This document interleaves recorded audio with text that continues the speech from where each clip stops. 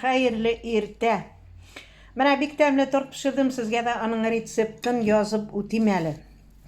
Ол медовик с черносливом и орехами deyip атала. Ингредиентлары менә шундый. 200 грамм чернослив керек, 1400 грамм, 5 штук йомырка, 300 грамм шекер комы, бал 3 аш калагы, пищевая сода 1 чайная ложка, аннан сметана 500 грамм, оливки жирные 150 грамм и грецкий орех 1 стакан. Ничек эшлибез? Сөйлейм ничек эшләгәнне.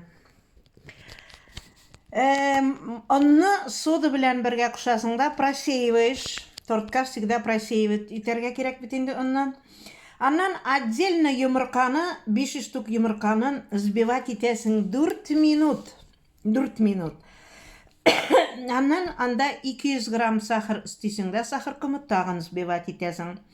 Взбивать итәсең дә, эченә тагын 3 калак бал салып, тагын взбивать итәсең. Аннан шушы готовый массага небольшими частями онны сала барасың, взбивать итә барасың при этом.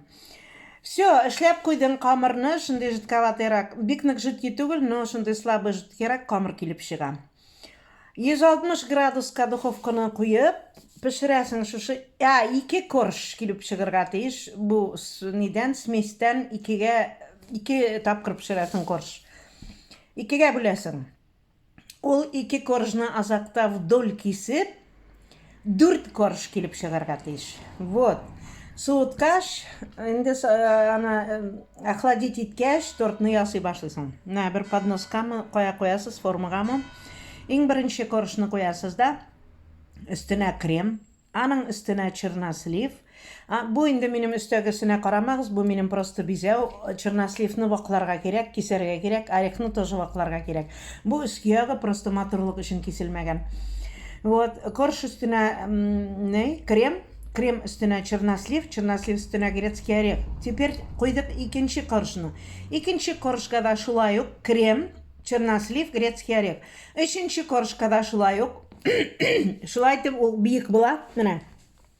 Ул биек. 4нче коржны куябыз да өстенә кем ничек тели шулай бизи. Но былай тортның рецептында чернослив белән чернослив белән грецкий орех диелгән. Мин, конечно, менә күреп торасыз, мин анда кокосовые стружки салдым. Тәмнерәк була шулай. Стружки кокосовые өстенә вис салдым да, аннан инде менә готовый черносливлар, йомшак, улар кипяток белән юылган. И грецкий орех. И 4-5 сәгатькә холодильникка алып куясың. Тел йотарлык тәмле торт була. Менә мин аны сезгә в разрезе күрсәтермен. Мин моны среда кич эшләдем. Иртәнге сәламем итеп әле җибәрәм сезгә. Шунда бер ыңгайдан мин сезгә матур шигырьдә укып китәм, сәламем булып барсын. Кеше гомере. Кеше гомере юлларга тиң. Юлларның бар төрлесе. Турысы бар, бырмалысы, тагын сикәлтәлесе. Кеше гомере суларга тиң. Сулар да бит төрлечә. Шаулап, гөрләп акканы бар 2 ярын күрмичә. Кеше гомере тауларга тиң. Бүйек, мәгърур таулар бар. Яшьләре олы булса да, алар һаман матурлар.